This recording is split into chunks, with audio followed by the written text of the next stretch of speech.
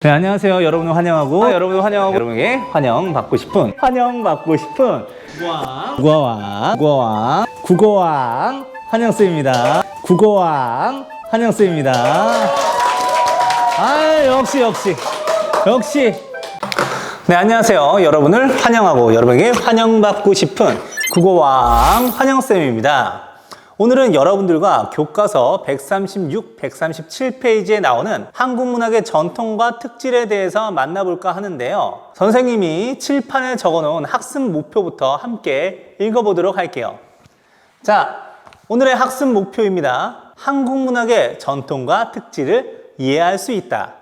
선생님이 항상 키워드가 중요하다는 말씀을 드렸는데 오늘의 키워드는 뭔가요? 네, 바로 전통과 특질입니다. 그래서 오늘은 전통이 무엇인가부터 여러분들과 이야기를 나눠볼까 하는데요. 자, 지금 선생님이 이 학습 목표 밑에 3개의 문장을 두었습니다. 이 3개의 문장을 가지고 여러분들이 전통이란 개념을 완벽하게 이해할 수 있도록 도와드릴 거고요. 그 이후에는 이 전통의 개념을 바탕으로 우리 한국문학의 특질까지 파악하실 수 있도록 돕겠습니다. 자, 그러면 한번 들어가 볼까요?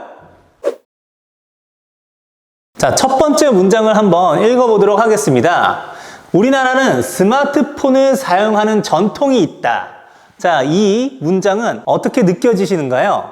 자연스러우신가요? 아니면 약간 어색하신가요? 멀리 있는 여러분들 대신해서 제가 답하자면 어색한 쪽에 좀 더 가깝다라고 생각을 합니다. 그 이유를 말씀드리자면 스마트폰이 보급된 지는 그렇게 오래되지 않았기 때문이죠. 여기서 우리는 전통의 가장 첫 번째 특징을 알 수가 있습니다. 바로 전통이란 건 예전부터 이어져 내려온 것을 뜻한다는 것이죠.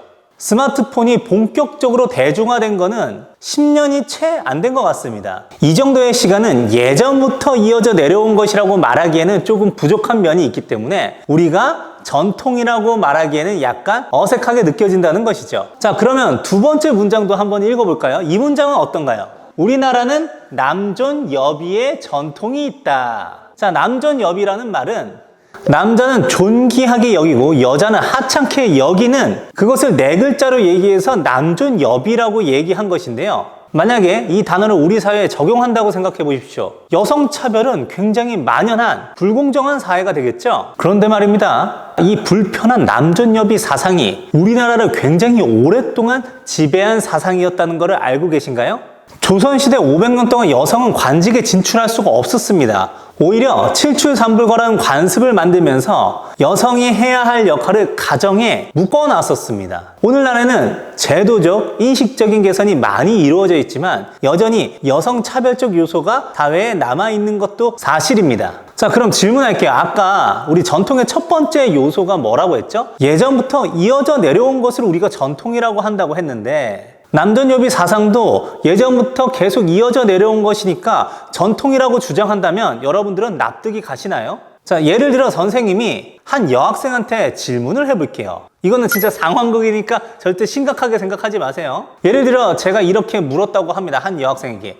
예담아, 너는 커서 뭐가 되고 싶니? 라고 되고 싶은 진로 희망을 물었는데 그 예담이가 이렇게 대답을 합니다. 저는 의사가 되고 싶어요. 뭐라고? 의사는 사람의 생명을 구해주고 아픔을 치유하는 아주 고귀한 직업인데 어디 감히 여학생이 의사가 되겠다는 거야?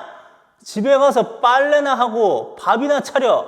이렇게 얘기한다면 어떻게 느껴지십니까? 그 여학생은 아마 눈물이 그렁그렁 할지도 모르겠어요.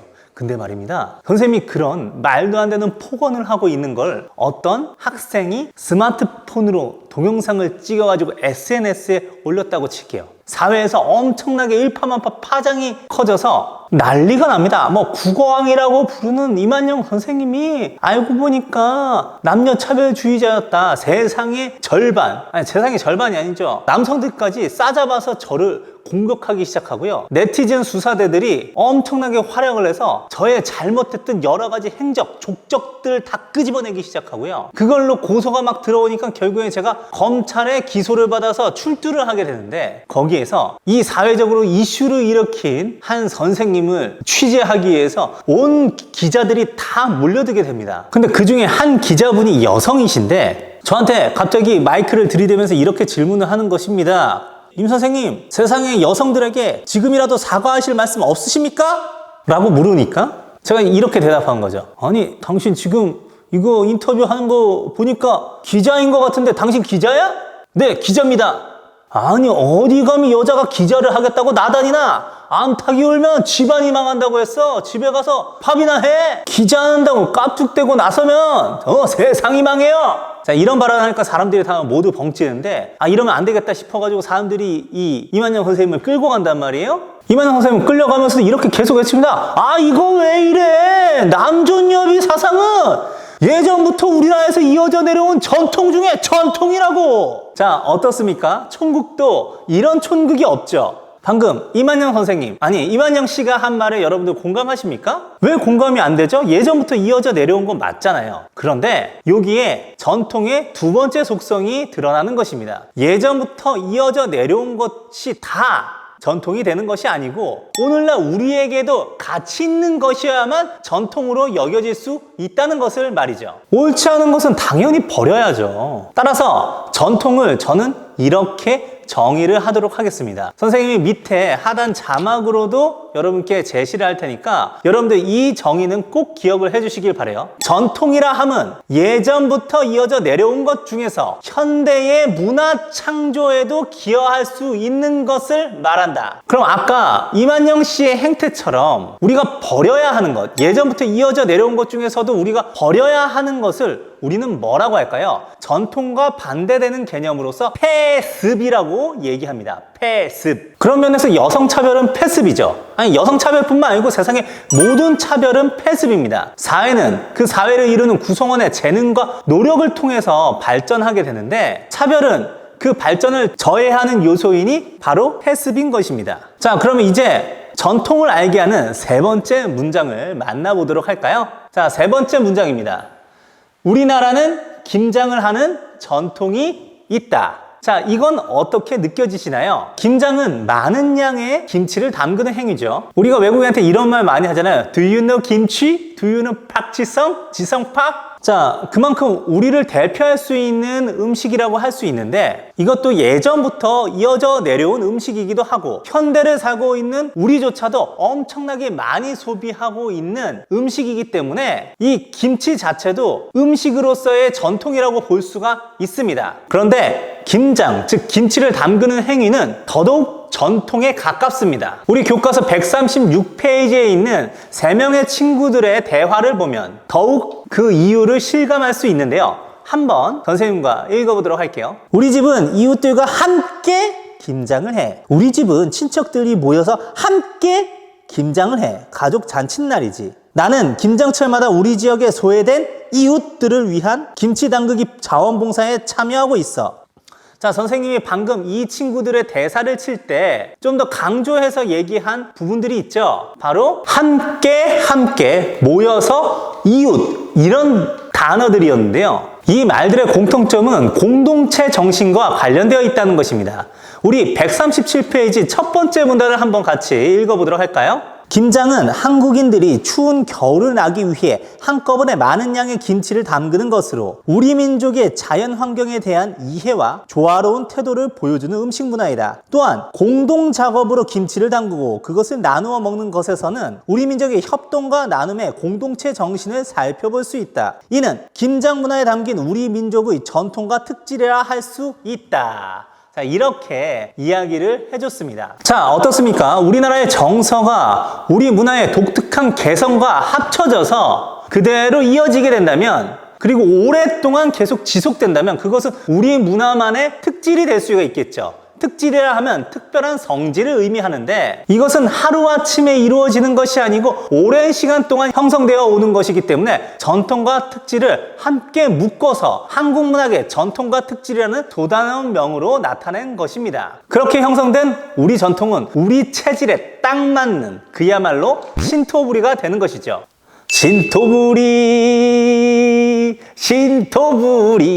신토부리야. 이게 사실 학생들 있으면은 그래도 자연스럽게 할 수 있는데 이게 아무도 없는 데서 계속 이러려고 하니까 이것도 고역입니다. 이해해 주세요.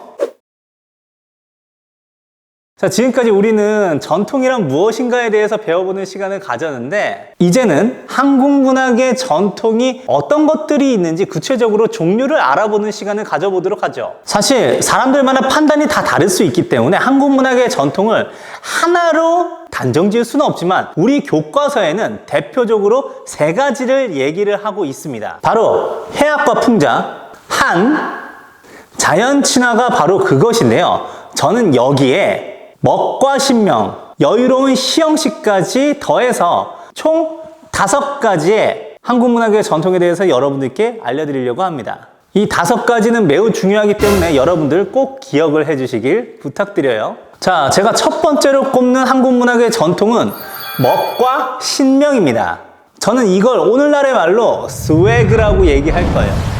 저는 우리나라 사람들을 보면 정말 대단하다고 느끼는데 그걸 대표적으로 어디서 느끼냐면 오디션 프로그램을 볼 때마다 느낍니다. 뭐 요새 오디션 프로그램의 종류도 정말 많아졌지만 그래도 여전히 오디션 프로그램의 대표적인 포맷은 노래와 춤을 경연하는 것이 아닐까 싶어요. 그런데 1000년 전에도 우리나라 사람들은 자신의 정서, 감정들을 바로 노래와 춤으로 풀어냈습니다. 대표적인 것이 고려가요, 시조, 그리고 민요와 같은 운문문학들이죠. 노래로서 털어내고 춤으로 풀어내는 이러한 전통들이 이어져서 DNA 속에 각인되어 있었기 때문에 오디션 프로그램 에서 그렇게 재능이 넘치는 사람들이 계속 출연할 수 있었다고 생각합니다. 자, 이제 두 번째 전통에 대해서 말씀드릴 텐데요. 바로 해학과 풍자입니다. 이 해학과 풍자는 둘 다 웃음의 미의식이라는 점에서 공통점이 있는데요. 하지만 다른 점도 있습니다. 제가 여기 칠판에다가 한번 적어 볼게요.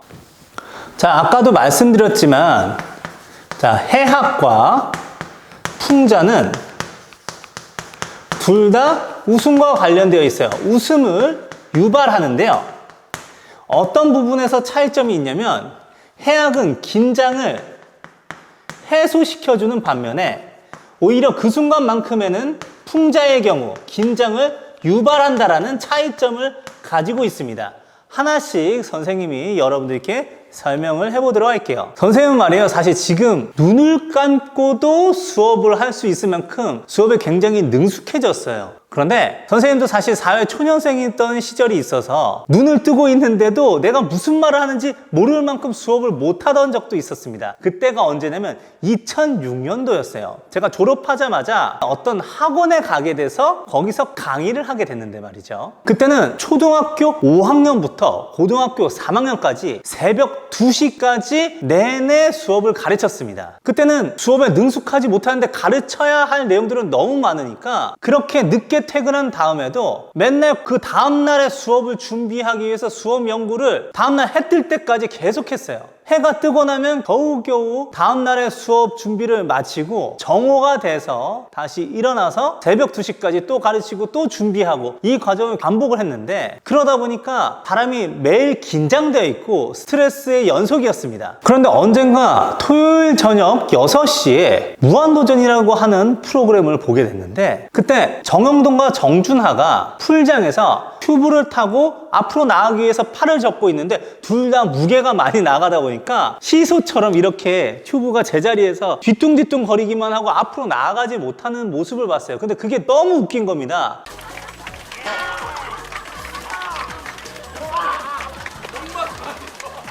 박장대소를 하고 눈물 쏙 빠질 정도로 그렇게 웃고 나니까 제 일주일 동안 정말 힘겨웠던 스트레스가 많이 해소가 됨을 느꼈어요. 그 다음부터 저는 무한도전에 완전 팬이 돼버리고 말았죠. 실제로도 무한도전을 마칠 때 저는 정말 감사의 편지를 쓰기도 했었는데요. 웃음이 사람의 활력이 되고 만병통치약이라고 불리는 것은 이 웃음이 긴장 해소의 역할을 하기 때문이라고 저는 생각합니다. 그런데 웃음에는 이런 긴장 해소의 웃음뿐만 아니고 오히려 긴장을 유발시키는 웃음도 존재한다는 걸 아시나요?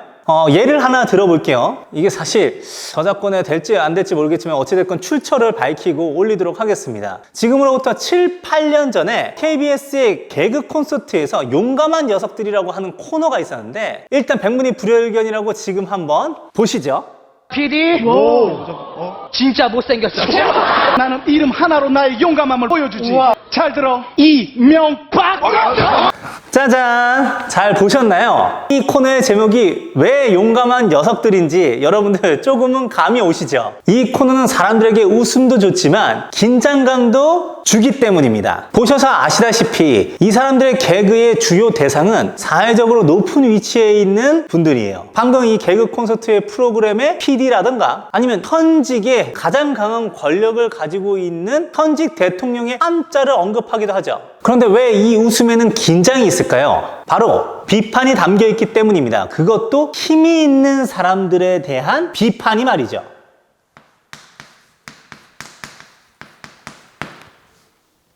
권력자에 대한 비판을 하다 보면 결국 뒤끝이 있지는 않을까에 대한 걱정이 앞서기 때문에 긴장감이 조성됩니다. 그럼에도 왜 이런 비판을 하는 걸까요? 두려움도 주는 만큼 바로 통쾌함도 주기 때문입니다. 우리가 바로 다음에 만날 작품인 봉산탈춤에서도 피지배 계층이 지배 계층을 비판하는 내용이 드러나 있는데요. 어떻게 지금처럼 평등사회가 아닌 신분제 사회인 조선시대에서 그 봉산탈춤을 공연할 수 있도록 허락을 했을까요? 그걸 생각해보면 독이 쌓이면 결국 병이 되고 굶어서 터질 것이라고 하는 것을 당대의 지배계층인 양반들도 알았기 때문이라고 생각합니다. 그걸 통해서 대리만족을 느끼면 오히려 면전에 대놓고 직접적으로 하지는 못할 거라고 하는 양반들의 셈이 반영되어 있는 것일 수도 있겠는데요. 문학의 기능 중에 카타르시스라고 하는 것이 있습니다. 긴장을 유발하고 이를 통해 쌓인 화를 배설하듯이 날려버리면 통쾌함을 주는 이치인 것이죠. 풍자는 그러한 점에서 카타르시스하고 매우 유사합니다. 자, 이렇게 여러분들에게 해학과 풍자에 대해서 말씀을 드렸는데요. 이 두 가지 다른 기능을 하는 웃음의 미학에 대해서 여러분들이 잘 이해하신다면 문학이 주는 유용성, 즉 효용성에 대해서도 여러분들이 실감하실 수 있으실 겁니다. 자, 이제 여러분에게 세 번째로 알려드릴 우리나라의 전통은 바로 한의 정서입니다. 자, 한의 정서인데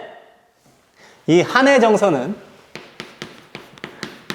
딱 한 글자로만 쓸 수 있으니까 한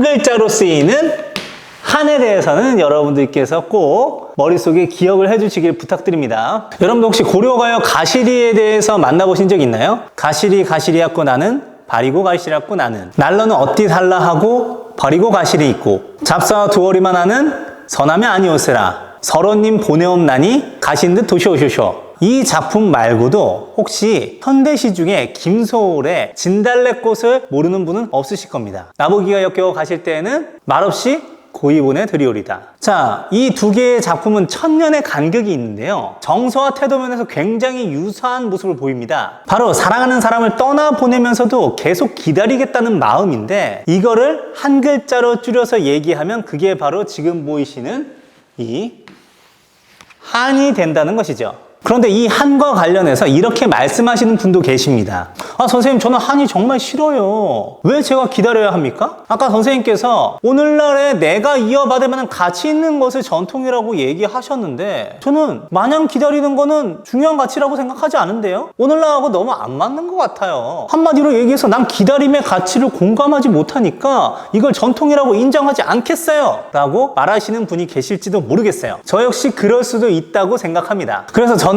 이 한이 다루고 있는 범위에 대해서 좀 얘기를 해볼까 하는데요. 우리 인간이 삶을 살아가는 여정을 우리는 인생이라고 얘기를 하잖아요. 근데 그 인생의 여정 중에서는 무조건 하고 싶은 것만 할 수도 없고 하기 싫은데도 해야만 하는 순간이 올 때가 있어요. 그 경우가 굉장히 빈번할 수도 있고 굉장히 적을 수도 있지만 언젠가 그 순간이 분명히 오긴 옵니다. 그게 인생이니까요. 예를 들어 여러분들의 부모님께서 자신의 적성에 맞지 않은 직업을 계속 하느라 굉장히 고민하시고 힘들어 하시면서도 여러분을 양육하기 위해서 벌이를 벌기 위해서 끝까지 일을 해야 하는 경우도 있습니다. 이러한 모든 경우가 사실은 한에 해당하는 거예요. 한은 필연적으로 사랑과 인내라는 속성이 함께 있는데요. 한은 복합 감정이기 때문에 이 두 가지 중에 어느 하나라도 없으면 형성되기가 쉽지 않습니다. 즉 사랑이라는 이유 때문에 어려운 일을 감내해야 되는 것, 그것이 바로 한이라고 볼 수가 있는데요. 한에는 필연적으로 사랑과 인내라는 이 두 가지 속성이 함께 복합적으로 형성되어 있습니다. 그래서 한을 우리는 복합감정이라고도 부르는데요. 그런데 왜 하필 우리나라가 한의 정서를 강조하는 것일까요? 여러 가지 견해가 있지만 우리나라가 지정학적으로 반도 국가이기 때문에 대륙에서도 우리나라를 침공하고 섬나라에서도 대륙을 가기 위한 발판으로 우리나라를 침공하는 경우가 굉장히 많아서 우리 역사를 통해서 어느새 인내하는 습관이 들었기 때문일지도 모른다는 생각이 듭니다. 저는 이것이 무조건 나쁘다고 생각하지는 않는데요. 이 참아내는 인내, 즉 은근과 끈기를 통해서 위기 상황에서도 이겨내는 저력을 발휘하기 때문입니다. 지금 사실 전 세계를 공격하고 있는 코로나19 바이러스를 한번 얘기를 해보자면 우리나라가 처음에는 코로나19 감염자가 세계 4위였단 말이에요. 그런데 지금은 급격하게 순위가 내려가서 20위권 바깥으로 내려가게 되었습니다. 이것은 위기에 단합해서 뭉쳐서 이겨내는 바로 한국인의 저력이 아닐까 생각하는데 이러한 태도의 저변에는 한의 정서도 어느 정도 연관되어 있다는 것이죠. 자, 이제 네 번째 한국 문학의 전통에 대해서 얘기를 드리겠습니다. 바로 자연 친화입니다. 여러분들 등산 다들 한 번쯤은 해보셨죠? 계속 산을 올라가다 보면 산 중턱쯤에 그리고 풍경도 굉장히 좋은 곳에 우리가 쉬어갈 수 있을 만한 우리나라 고유의 건축물이 있는데 그것이 바로 정자입니다. 근데 이 건축물에는 자연 친화의 특성이 잘 반영되어 있는 것 같아요. 우리가 현대 건축물들을 보면은 자연과 건물 사이에 벽으로 단절되어 있지만 이 정자에는 벽은 없고 기둥만 있어요. 기둥 사이사이에 공간이 다 열려 있어 출입도 굉장히 자유롭고 자연 풍광을 더 크게 만나볼 수 있습니다. 자, 지금부터 제가 시조를 하나 써볼 텐데요. 여러분들도 같이 살펴봐 주시길 바랍니다.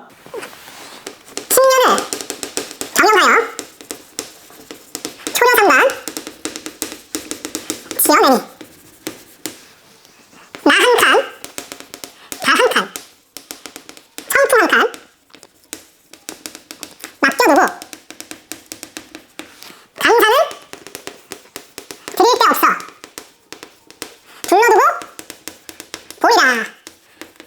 자, 이 시조를 여러분들께 적어 드렸는데 이렇게 자연을 아예 집에다 두고 모셔두고 함께 산다는 물화일체의 사상은 우리 문학에서 굉장히 오랫동안 사랑받았던 주제이고 또 자연보호, 환경보호가 화두로 떠오르는 오늘날에도 우리가 이어받아야 할 전통임에 틀림없다는 생각이 듭니다. 자, 이제 마지막 전통인데요. 바로 다섯 번째 전통, 여유로운 시 형식입니다. 여러분들 혹시 정형시라고 아세요? 정해진 형식이 있는 시라고 하는데 우리 문학에서 대표적인 정형시라고 할 수 있는 거는 한시와 시조가 있습니다. 근데 한시는 원래 발생한 곳이 중국이고 우리말로 읊을 수 있는 형식이 아니기 때문에 우리말 노래여서 오늘까지도 굉장히 많은 사랑을 받고 있는 노래인 시조를 예로 이 여유로운 시 형식에 대해서 이야기를 드릴까 합니다. 시조의 가장 기본형이라고 불릴 수 있는 평시조는 세 줄로 되어 있는데요. 초장, 중장, 종장으로 되어 있는데 이 초장, 중장, 종장이 모두 사음보, 네 마디로서 반복된다는 것이 시조의 굉장히 중요한 형식입니다. 음보율의 형식으로 고정되어 있는 것이고요. 음수율로 따졌을 때도 기본적으로는 세 글자 내지는 네 글자의 3, 4조 혹은 4, 4조의 음수율을 정해진 형식으로 가지고 있어요. 그런데 우리말 노래에서 가장 정형성이 강하다라고 불리는 시조조차도 어느 정도의 여유를 가지고 있습니다. 바로 글자 수에서 여유를 가지고 있는데요. 선생님하고 한번 만나보도록 할까요? 지금 제가 시조를 적었으니까 이 시조를 가지고 한번 해보도록 하겠습니다. 자, 이게 또 네 마디, 네 마디, 네 마디 이렇게 음보율이 네 마디 사음보가 반복되는 것은 맞지만 지금 여기에서 글자 수를 보시면요. 세 글자, 네 글자, 네 글자, 네 글자 기본적으로 3, 4조, 4, 4조를 하고 있죠. 3, 3, 4, 4 그런데 여기를 잘 보시길 바랍니다. 3, 5, 4, 3입니다. 기본적으로 세 글자, 네 글자를 가지고 있긴 하지만 간혹가다 5글자가 나올 때도 있고 심지어 이 종장의 두 번째 마디에서는 7글자도 쏠쏠이 보이는 모습을 보여요. 이런 거를 우리가 뭐라고 얘기하냐면 여유로운 시 형식, 다른 말로는 가변적 음보율이라고 얘기를 하는데요. 자, 가변적 음보율이라고 얘기할 때 헷갈리시면 안 되는 게 이 음보가 가변, 변하는 것이 가능하다라는 얘기가 아니고요. 보통 하나의 음보에 들어가는 글자 수가 변하는 것이 가능하다라는 의미입니다. 다시 한번 말씀드릴게요. 가변적 음보율은 하나의 음보 속에 들어가 있는 글자 수가 어느 정도 여유를 가져서 변할 수 있다라는 얘기예요. 그러면 완벽하게 왜 음수율을 고정하지 않냐? 음수율을 고정했을 때는 이 고정된 형식이 주는 깔끔함과 그 절제미라는 것도 분명히 존재합니다. 하지만 글자 수에 여유를 주는, 즉 시형식에 여유를 주면 창작에 있어서 훨씬 더 큰 자유도를 부여합니다. 즉 주제를 구현하는데 여유로운 시형식이 훨씬 더 수월하기 때문에 그러한 자유로움의 스웨그가 우리 시문학에서는 존재한다는 것이죠. 자, 이렇게 우리의 문학, 한국 문학의 5개의 전통에 대해서 여러분께 소개를 해드렸는데요. 그럼 이 가치 있고 좋은 전통을 우리는 어떻게 이어받고 계승해서 발전시킬 것인가에 대한 책임은 바로 우리 현대를 살아가는 우리에게 있습니다. 그래서 그 태도에 대해서 137페이지 마지막 문단에서 이야기를 하고 있는데 한번 읽어보도록 할게요. 한국 문학의 전통과 특질에 대해 이해하는 것은 오늘날 한국 문학을 생산하고 수용하여 내일의 한국 문학을 창의적으로 발전시키는 데 밑거름이 된다. 그러므로 우리는 한국 문학의 전통과 특질을 우리 민족만의 고유한 것으로서 잘 보존하여 계승하고 발전시키는 노력을 해야 할 것이다. 자, 이렇게 마무리를 했는데 선생님이 여러분에게 전통을 계승할 수 있는 구체적인 방법 하나를 말씀을 드리도록 하겠습니다. 여러분들 문화 4대주의라고 아시나요? 바로 선진국의 문화가 우리 것보다 더 우월하다고 생각해서 무조건 따르고 추종하는 행태를 말하는데요. 이런 경향이 분명히 우리나라에서도 있다고 생각합니다. 예를 들면 여러분들 티셔츠를 봤을 때 I love New York이라고 알파벳으로 적혀져 있는 T하고 나는 한국 정말 사랑해 라고 한글로 적혀져 있는 T하고 그 T 하나만 청바지하고 같이 걸쳐가지고 갔을 때 어떤 옷을 더 입고 싶으세요? 물론 개인의 취향으로서 디자인이 개취라서 I love 뉴욕 쪽을 손을 들어주는 경우도 있겠지만 문화 4대주의 때문에 I love 뉴욕을 선택하는 경우도 있을 수가 있습니다. 자, 제가 여담이지만 그냥 한마디 하고 오늘 마무리를 하도록 할 텐데요. 남녀가 소개팅을 했다고 합니다. 근데 여성이 자기는 향기에 굉장히 민감해서 특정한 향을 굉장히 좋아해요 라고 얘기하니까 어떤 향 좋아하신대요? 라고 남자분이 물었습니다. 그러니까 여성분이 이렇게 대답했어요. 전 시나몬 향요. 계피향 좋아하시는구나. 아니요, 시나몬 향요. 이렇게 우스갯거리로 얘기할 수 있는 이야기거리가 있고요. 이건 실제로 제가 현실에서 목격한 얘기인데 제가 강남 근처에서 이렇게 돌아다니다가 어느 카페를 하나 들어갔습니다. 카페에 보면 차림표가 이렇게 있고 거기에 커피라든가 차라든가 그리고 같이 먹을 수 있는 다과류의 과자나 빵 같은 게 이렇게 목록들이 이렇게 나와 있었단 말이에요. 근데 거기에 어떤 하나의 빵을 봤어요. 그 빵의 이름은 바로 스윗 레드빈 브레드였습니다. 여러분들 이 스윗 레드빈 브레드가 그때 한 5,000원 주고 팔았던 걸로 제가 기억하고 있는데 물론 카페는 자릿세도 있지만 너무 과하다 싶었지만 이게 무슨 빵인가 싶어가지고 제가 시켜 먹었거든요. 근데 그 빵이 무슨 빵인지 여러분들 아십니까? 네, 바로 단팥빵이었습니다. 그걸 그렇게 굳이 바꿔가지고 적어 놓은 거예요. 왜 그럴까요? 우리는 혹시 이것이 문화 4대주의에 빠져서 뭔가 있어 보이려고 하는 허영심에서 비롯된 것은 아닐까에 대한 생각도 해봐야 된다는 것이죠. 선진국의 문화가 무조건 좋은 것이 아니고 우리에게 맞는 우리의 좋은 전통도 분명히 있다면 그것을 소중하게 여기고 아껴서 잘 계승하여 발전시키는 것도 이 나라를 살아가는 국민으로서의 우리의 자세가 아닌가 싶습니다. 그래서 남의 것을 아무런 비판 없이 맹목적으로 따르는 태도를 지향하고 우리의 것도 아끼고 우리의 가치를 계승할 수 있는 자세를 가지자고 우리 서삼고 친구들에게 이야기를 하고 싶네요. 그렇게 함으로써 우리나라를 더욱 발전시키고 자랑스럽게 만드는 우리 서울삼육고등학교 학생 여러분이 되길 바라면서 오늘의 수업 마치도록 하겠습니다. 지금까지 여러분을 환영하고 여러분에게 환영받고 싶은 국어왕 환영쌤이었습니다. 감사합니다. 다음 시간에 만나요.